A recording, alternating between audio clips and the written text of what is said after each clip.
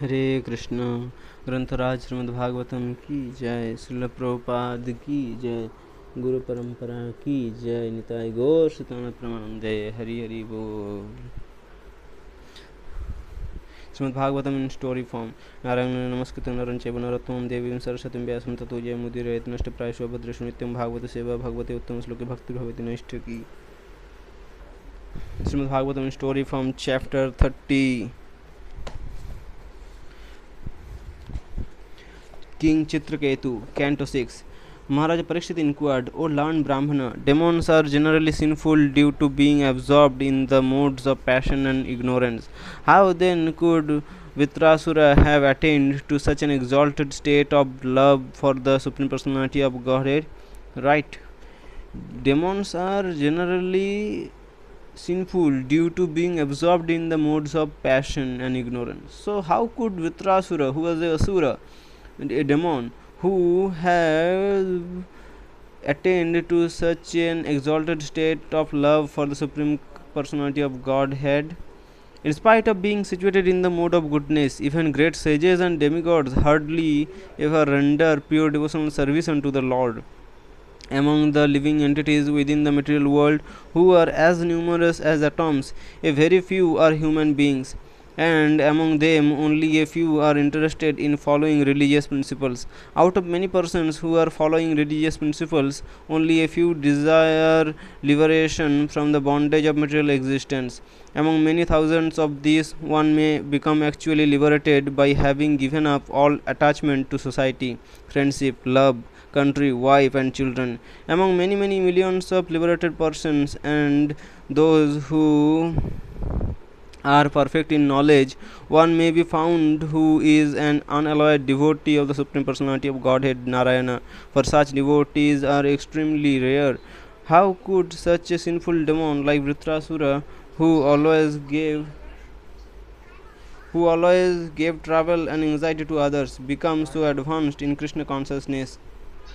Among many millions of liberated persons and those who are perfect in knowledge, one may be found who is an unalloyed devotee of the Supreme Personality of Godhead Narayana, for such devotees are extremely rare. How could such a sinful demon like Vritrasura, who always gave trouble and anxiety to others, become so advanced in Krishna consciousness? Sukadeva Goswami replied, O king, I shall now narrate to you the following history that I formerly heard from the great sages Vyasadeva, Narada, and Devala. Please listen with great care and attention.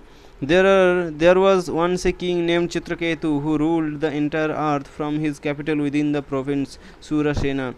Maharaja Chitraketu had 10 million wives, and yet the astonishing fact was that he had no children, although he himself was not impotent. By chance, all of his wives were barren. King Chitraketu was very young, handsome, and magnanimous. He was born in an aristocratic family. He was very highly educated and he possessed unrivaled opulence. Nonetheless, in spite of these assets, King Chitraketu was full of anxiety because he did not have a son. Even his queens, who were all very beautiful, with lotus like faces and pretty eyes, could not give him any happiness. One day, the great sage Angira, a mind-born son of Lord Brahma, arrived at Chitraketu's palace in the course of his wanderings, and so the king immediately got up from his throne to properly welcome him. After worshipping Angira Rishi and offering him food and drink, when the great sage was comfortably seated, King Chitraketu sat down next to him on the floor while carefully restraining his mind and senses. Upon seeing Chitraketu Maharaj take such a submissive position, his head bent low in humility. Angira Rishi congratulated him for his hospitality. Angira then said, My dear king, I hope that you are healthy in body and mind, and that your 7 protectors are also well and in proper order: the king's guru, ministers, kingdom, fortifications, treasury, system of law and order, and his friends and allies. When a king also depends upon his associates, sometimes following their instructions, he is happy. Similarly, when the king's associates spontaneously offer their gifts and services unto him and follow his order obediently, they are happy. O king, are your wives citizens, servants, and the merchants under your control? Are you in control of your ministers, the palace residents, and the provincial governors, as well as your sons and dependents? If the king's mind is under control, then all these grades of persons will also remain willingly subordinate to him. O King Chitraketu, I can see that your mind is displeased and disturbed, as if you have not achieved your desired goal of life. Your pale face reflects your deep anxiety. Is the cause to be found in yourself, or has someone else put you into difficulty?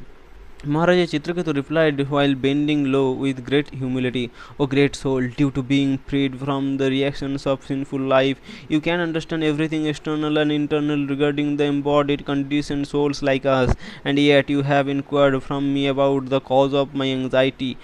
As a person afflicted by hunger and thirst cannot be satisfied by offerings of flower, garlands, and sandalwood paste, I am not pleased with my empire or possessions due to not having a son.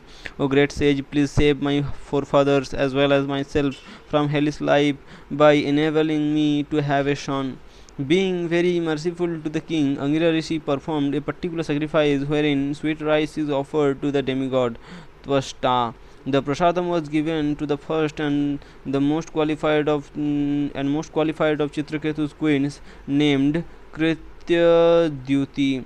Angira then informed the king, You will receive a son who will be the cause of both harsha, jubilation, and shoka, lamentation. Then, without even waiting for Maharaja Chitraketu's response, the great sage disappeared then and there. Having eaten the sacrificial sweet rice, when Queen Kritadyuti received the semen of Maharaja Chitraketu, she became pregnant. In due course of time, she gave birth to a son who the king named Harshashoka. When they heard the news, all the citizens in the state of Surasena became extremely pleased, and the king himself was the most overjoyed. After bathing and dressing very nicely, Maharaja Chitraketu engaged the learned Brahmanas in performing the birth ceremony and offering the child their benedictions. Thereafter, the king gave vast amounts of gold, silver, garments, ornaments, and villages in charity to the Brahmanas, as well as 600 million cows. Indeed, as a cloud indiscriminately pours water upon the earth, King Chitraketu distributed all kinds of desirable objects to everyone, just to increase the reputation, opulence, and longevity of his newborn son. When Angira Rishi had informed Chitraketu that his son would become the cause of jubilation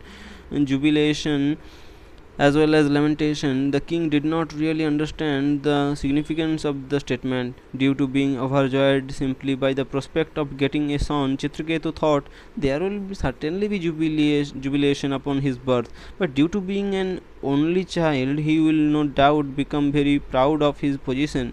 Because of this, my son may not be very obedient, but never mind, for a disobedient son is better than no son at all. For a disobedient son no is better than no son at all, Maharaja Chitraketu is thinking.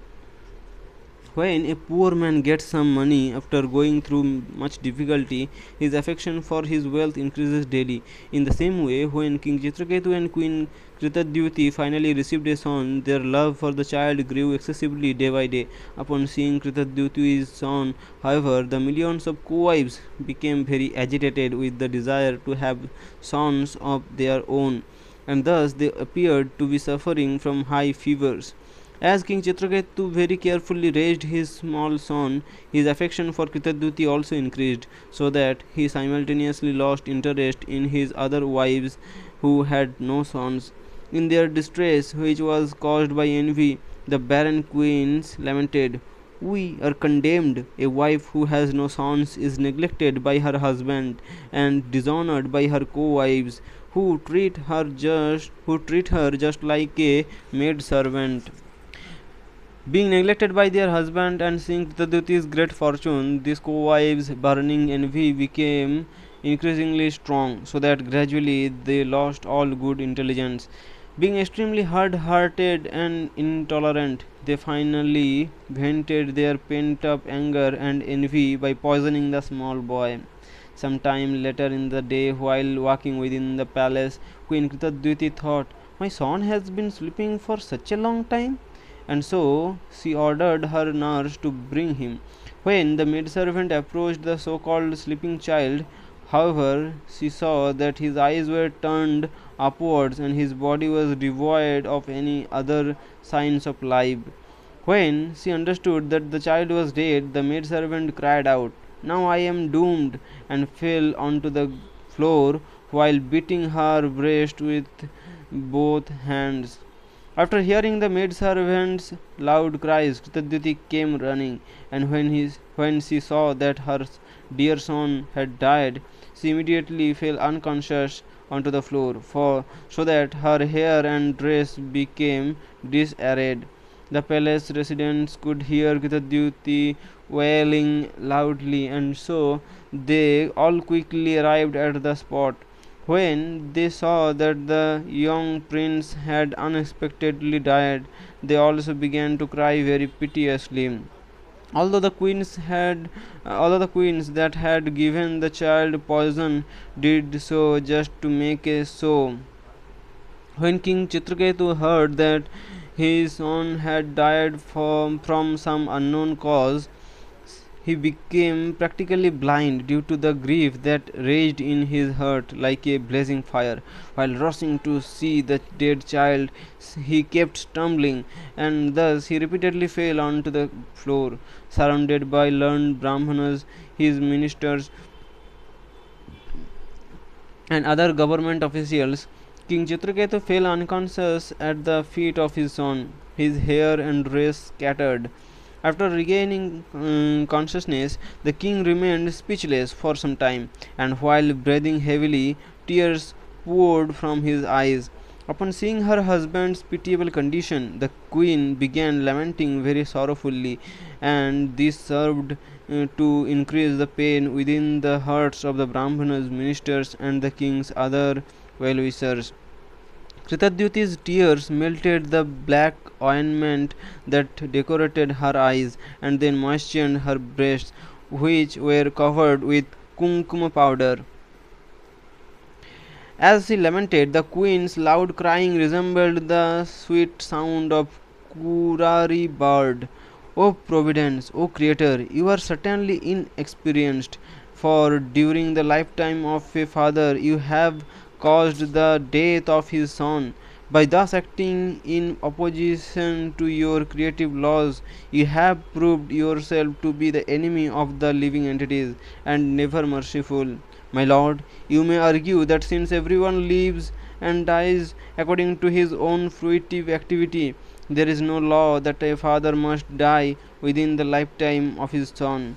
However, if it is a fact that karma is so strong that even birth and death depend upon it, then there is no need for a god or controller.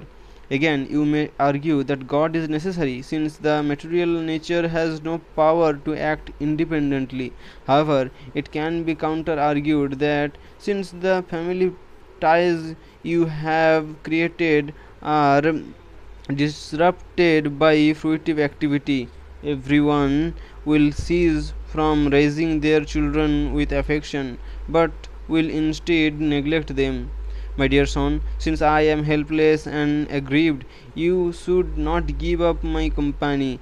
Just look at your poor father. Because we are now without a son, we will have to suffer in the darkest region of hell. You were our only hope of being rescued from such hellish conditions, and so please do not go any further with merciless Yamraja. My dear son, you have slept for such a long time. Now please get up, for your playmates are calling you. You must be very hungry. Kindly rise and suck my breast so that our lamentation will become dissipated. I am certainly most unfortunate, for your eyes have closed forever, and thus I can only conclude that you have gone away, never to return here again. While hearing his wife lament in this way, King Chitraketu began crying loudly, and so all of the citizens joined in with great grief. Understanding that the king had become almost bereft of life due to being merged into the ocean of lamentation, the great sage Angira came there along with Narada Rishi. While Maharaja Chitraketu remained lying practically like a dead man beside the body of his departed son, the two sages instructed him as follows: O king, what relationship does this dead body have with you? What relationship does this dead body have with you? You may say that you were related as father and son, but do you think that this relationship existed before or will continue to exist in the future? Does it actually exist now? As pieces of seaweed come together on the surface of the ocean and then are separated by the force of the waves, so the living entities who have accepted material bodies come together and then are again separated by the force of time. When seeds are sown in the ground, they sometimes grow into plants, and sometimes, if the ground is not fertile, they do not fructify. Similarly, being impelled by the energy of the Lord, a prospective father can sometimes beget a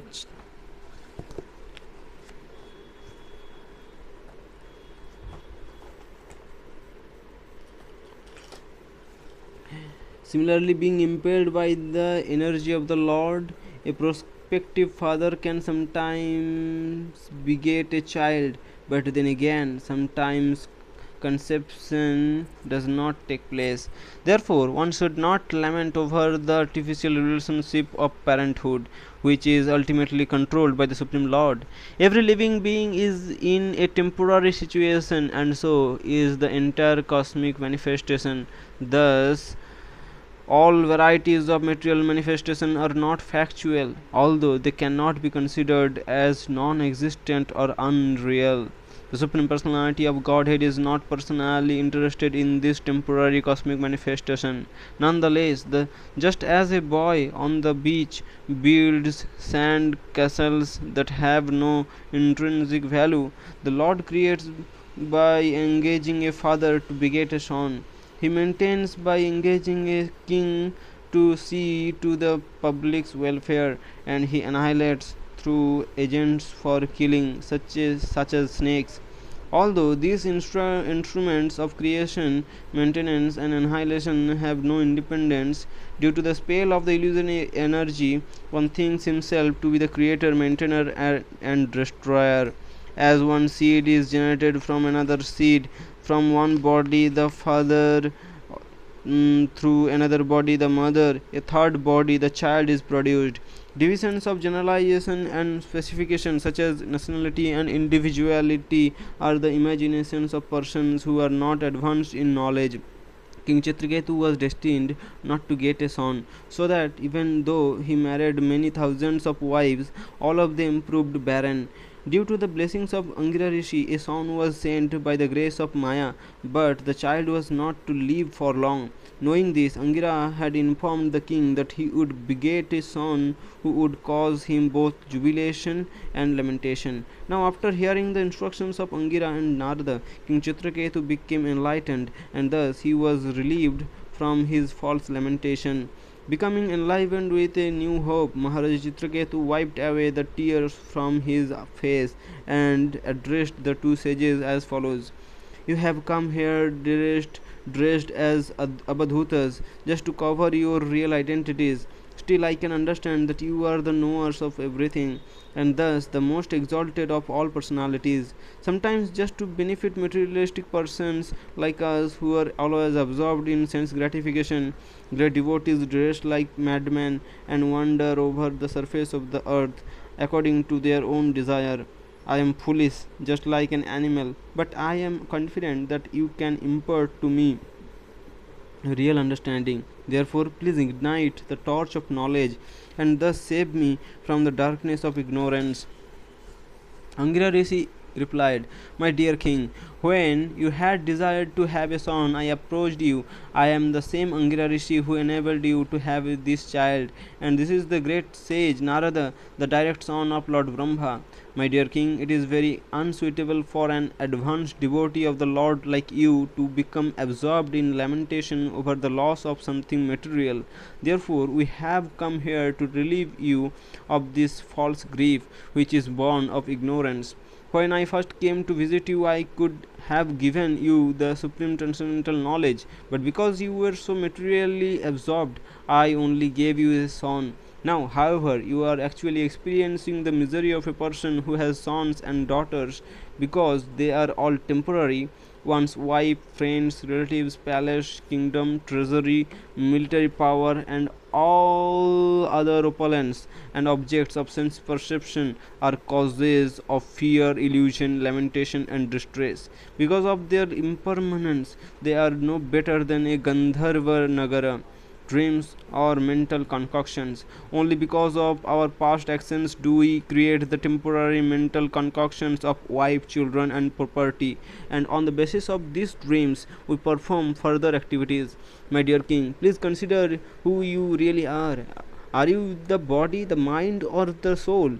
Try to understand where you have come from, where you are headed, and why you have been put under the spell of material lamentation. By understanding your true position, you will be able to give up your unnecessary material attachment and thus attain real peace. When Angira had first come to King Chitraketu, he did not bring Narada Muni with him. But after the death of the king's son, Angira had Narada accompany him so that he could instruct Chitraketu about Bhakti Yoga. The difference was that in the beginning Chitraketu was not in a mood of renunciation. After the death of his son, however, the king became overwhelmed by grief and thus could easily be awakened to the platform of renunciation by receiving instructions about the falsity of this material world. Only when one is at this stage can he be instructed in Bhakti Yoga, for as long as one is overly attached to material enjoyment, the science of devotional service cannot be understood. Thereafter, by utilizing his mystic power, Narada Muni brought the departed son of Chitraketu into the vision of all the lamenting relatives. Narada then said, "O living entity, just see how your mother, father, friends, and relatives are overwhelmed with grief because of your having passed away. Because you have died untimely, you can still re enter your body and enjoy the remainder of your lifetime, surrounded by your friends and relatives, and accept the royal throne from your father." The living entity re entered his former body and replied, "According to the results of my fruitive activities, I, the living being, the Jiva soul, transmigrate from one body to another. Thus, sometimes I appear in the society of demigods, sometimes in the human species, and sometimes as a lower animal or plant. In which birth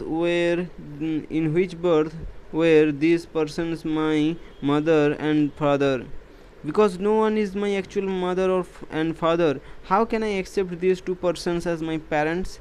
This material world carries one away like a river, and thus all people become friends, relatives, and enemies in due course of time. The living entity wanders throughout the universe, being injected into various bodies by one father and one father after another. And thus he is just like gold that changes hands again and again, along with the sense of proprietorship. After remaining in a man's custody for some time, when an animal is sold to another person, the former owner loses all sense of proprietorship. And yet, in spite of this temporary relationships based upon the perishable material body, the actual living being is eternal and thus devoid of an intrinsic parental relationship with others. Being part and parcel of the Supreme Soul, the living entity is only an observer or witness of the material qualities, and in unaffected by them and is unaffected by them in all circumstances. Therefore, no one should become disturbed by lamentation in the face of loss in this material world. It is our practical experience in this world that today's friend may become tomorrow's enemy. Thus, instead of lamenting for his dead son, King Chitraketu could have rightly thought, "This living entity was my enemy in my last life, and has now appeared as my son to give me further pain." Thus, instead of lamenting, he could have felt jubilation due to his enemy's death. If one questions, how could Chitraketu love his enemy so much? The following example can be given. When one's wealth falls into the hands of an enemy, it becomes that person's friend. Because the money can be used to harm the previous owner, to whom does it really belong? After the jiva, the soul, finished speaking, he departed, and by hearing his words, Maharaja Chitraketu and his other relatives were astonished.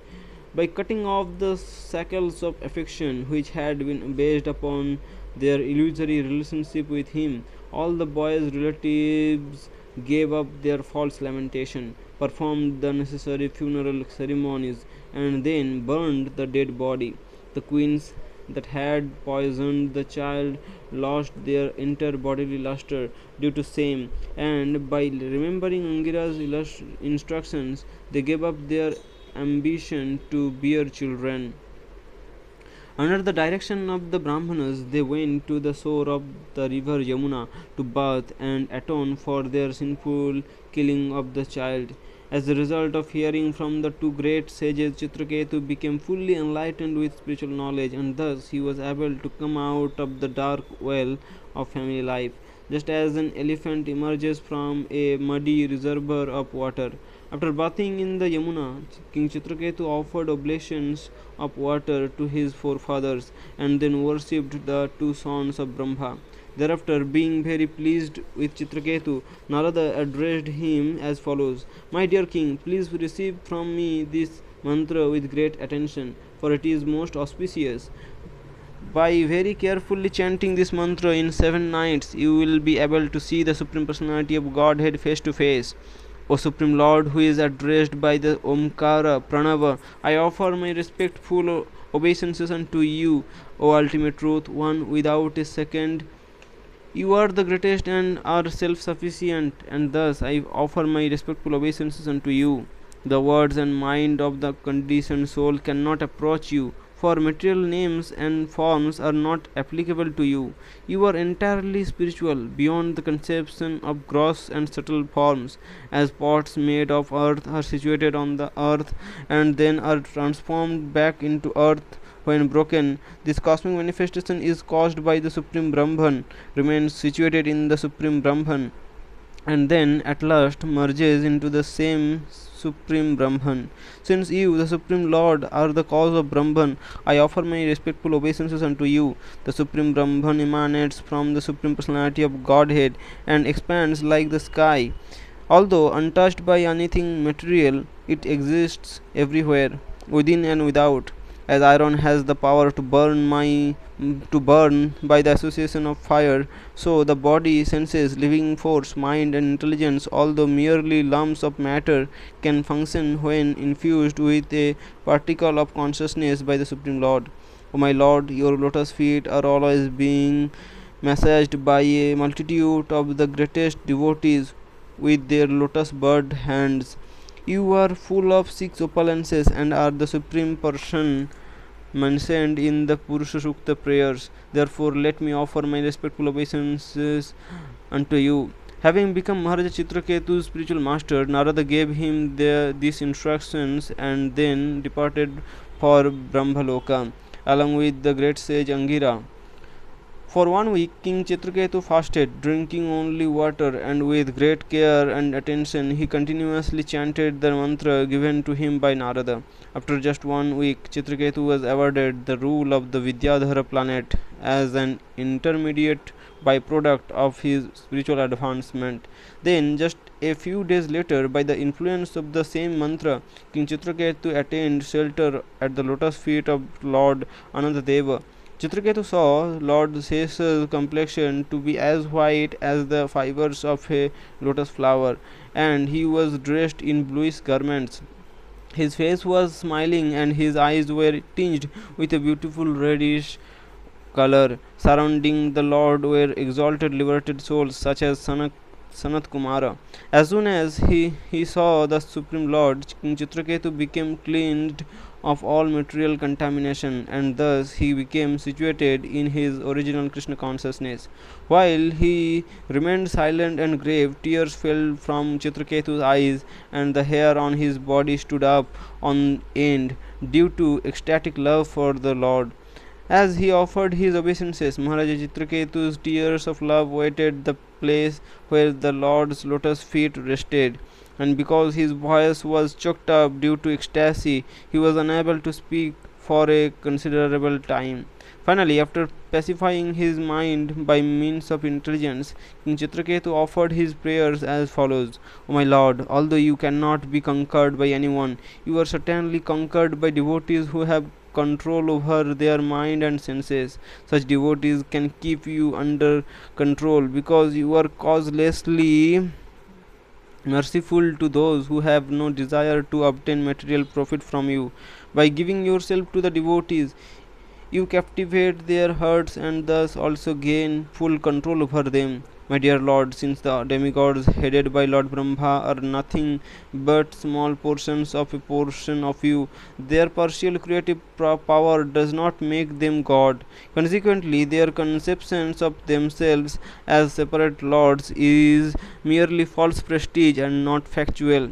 O Supreme Lord, unintelligent persons who thirst for sense enjoyment and thus worship the various demigods are no better than animals in human form.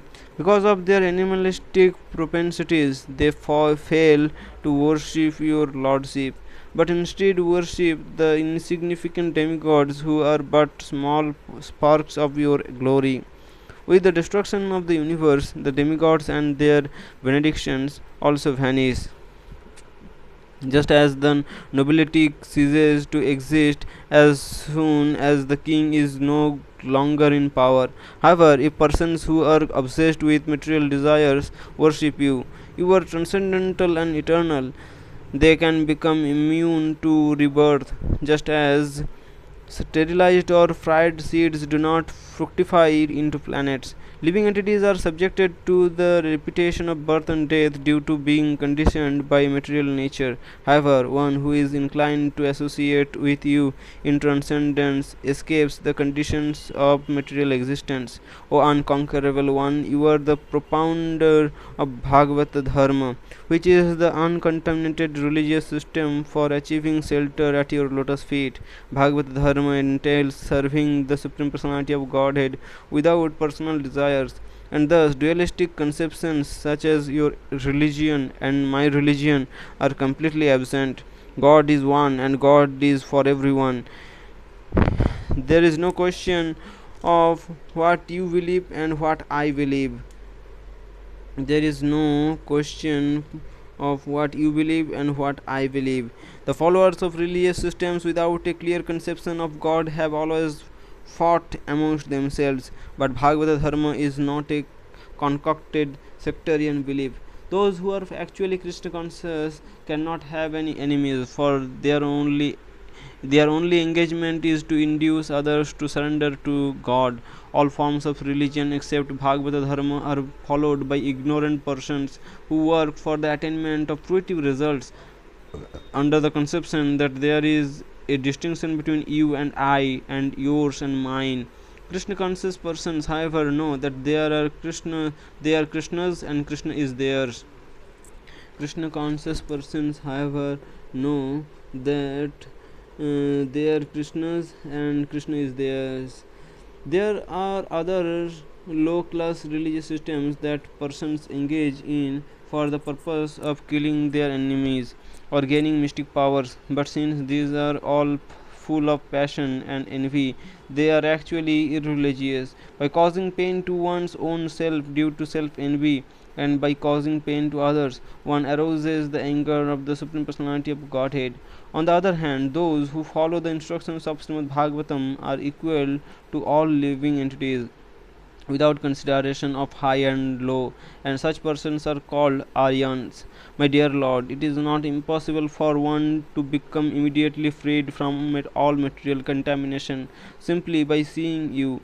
Not to speak of seeing you personally, merely by hearing your holy name only once. Even can Chandalas, the lowest class of man, can become freed from all material contamination.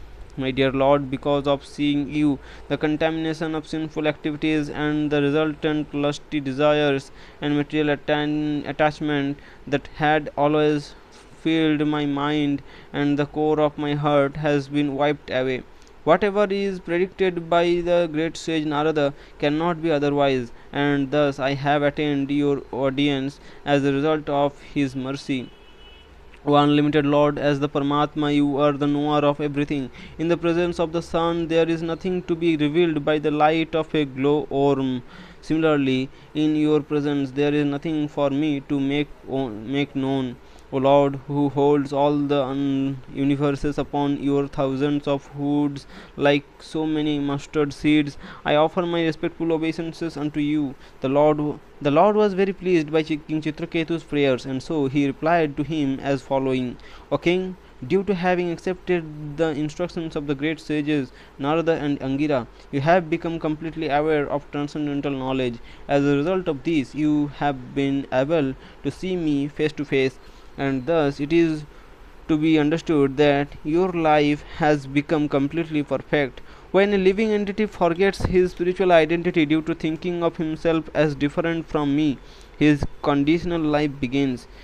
In other words, instead of identifying his interest with mine, he becomes interested in his bodily expansions such as wife, children, and possessions. In this way, by the influence of his fruitive actions, one body comes from another, and after one death, another death takes place. By remembering the great travel one has experienced in the field of fruitive activities, and by remembering how one invariably receives the opposite of the desired result, an intelligent person should cease from desiring such material gain. Knowing that one can achieve the highest goal of life and freedom from material miseries by engaging in the devotional service of the Lord, one should give up fruitive desires by getting married. A man and a woman plan to attain happiness and decrease unhappiness by their mutual efforts, and yet, due to having so many material desires, the activities performed by the husband and wife simply lead them on the path of great unhappiness. After experiencing this, one should give up the desire for fruitive results and become my devotee, knowing himself to be my eternal part and parcel, or in other words, my eternal servant. O King, if you accept this conclusion while remaining unattached to material enjoyment, adhering to me with great faith, then you will be able to achieve the highest perfection in life by attaining my eternal association. After instructing Chitraketu and assuring him of his perfection, the Supreme Personality of Godhead, Lord Sankarsana, who is the Supreme Spiritual Master and Supreme Soul, disappeared from that place as the king looked on in wonder. After offering his obeisances in the direction that the Lord had departed, Chitraketu began traveling all over the universe as the head of the Vidyadharas in a brilliantly effulgent airplane that had been given to him by Lord Vishnu. While being praised by Siddhas, Charans, and great sages, Chitraketu took pleasure in chanting the glories of the Supreme Lord, surrounded by the Vidyadhara women, possessing all mystic powers, great bodily strength, and senses free from deterioration, Maharaj Chitraketu enjoyed life for millions of years within the valleys of Mount Sumeru. Once upon a time, while traveling through the sky, Chitraketu saw Lord Shiva in an assembly of great sages embracing Parvati with his arms as she was sitting upon his lap. Being very astonished, Chitraketu laughed loudly and then exclaimed within the hearing of all, Lord Shiva is the spiritual master of the whole world, the best of all performers of austerities, and the foremost of strict followers of the Vedic principles. Nonetheless, he is seated with his wife upon his lap in the midst of saintly persons, embracing her as if he were a shameless human being. Ordinary persons enjoy the company of their wives in a solitary place, and yet Lord Shiva, even though he is a master of austerity, is embracing his wife openly in an assembly of great sages. Upon hearing Chitraketu's statement, Lord Shiva simply smiled and remained silent, and so all of the great sages who were assembled there followed his example. Lord Shiva and the sages knew that Chitraketu was merely appreciating the exalted position of Lord Shiva and not blaspheming him as Daksha had done. Still, it was highly improper for Chitraketu to criticize Lord Shiva in this way. When the goddess Parvati heard the king's displeasing words, however, she angrily reproached him as follows: Oh, has this upstart been awarded a post whereby he can punish shameless persons like us?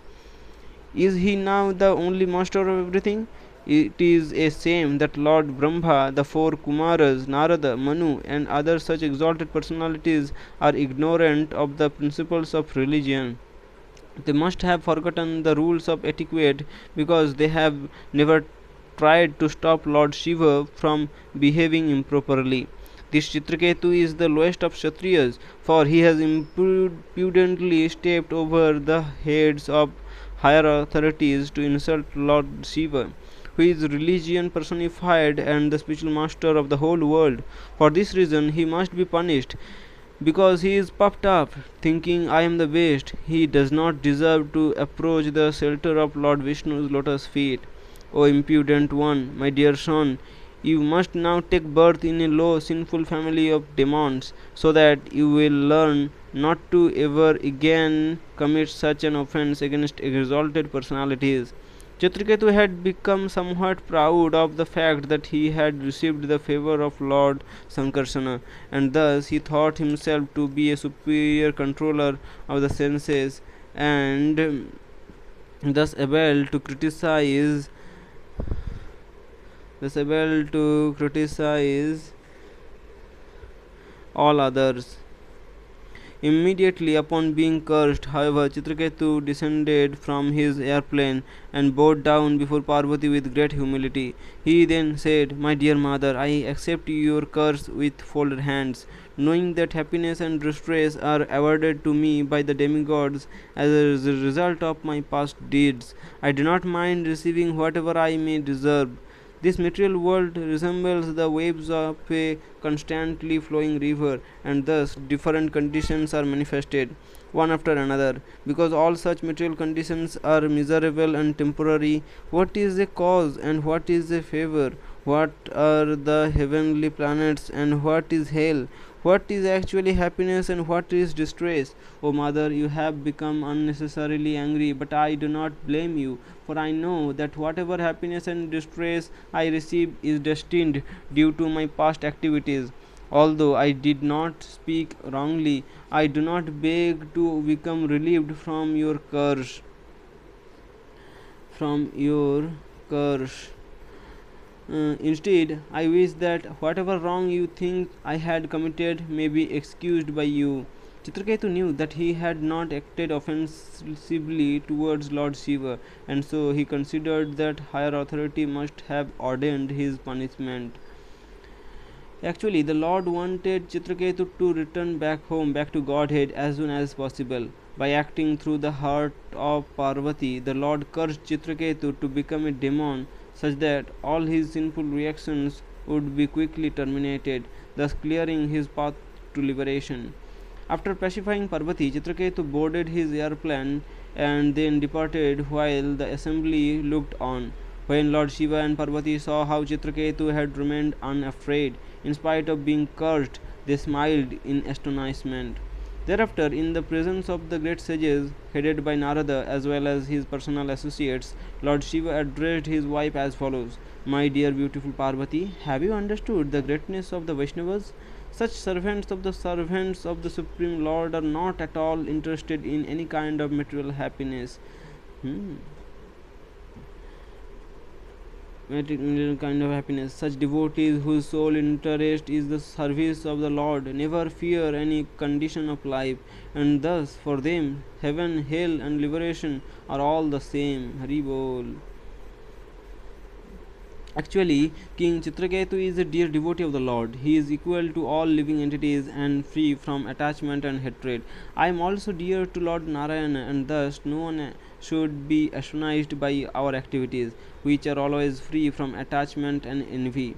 Just as Chitraketu criticized the behavior of his friend Lord Shiva for sitting with his wife on his lap, Lord Shiva would have liked to criticize Chitraketu for externally posing as a great devotee while at heart being interested in enjoying the Vidyadhara woman.